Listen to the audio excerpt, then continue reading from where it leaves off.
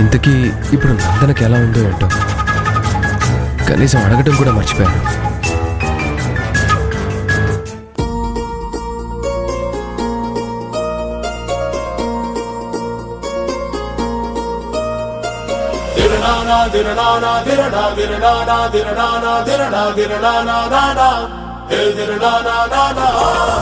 Nandana, how are you? Are you fine?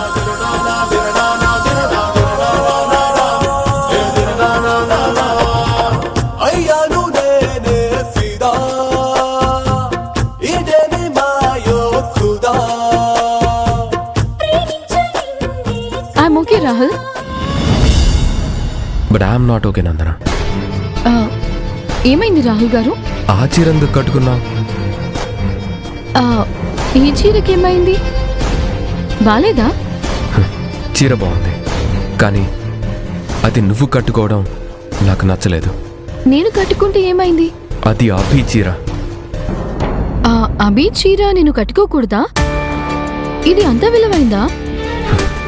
నా దృష్టిలో ఎలాంటి విలువ లేనిది.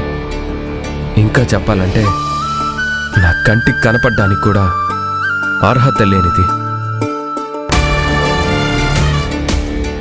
అభి జ్ఞాపకాలే నాకు గుర్తు రాకూడదు అనుకుంటున్నాను.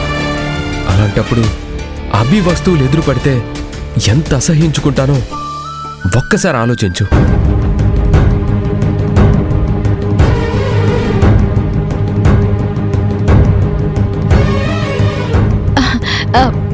అభిని ఎలాగో అసహించుకుంటున్నారు కదా, ఆ అసహ్యం తన వస్తువుల మీద కూడా చూపించాలా? అవి నాకు కనిపిస్తే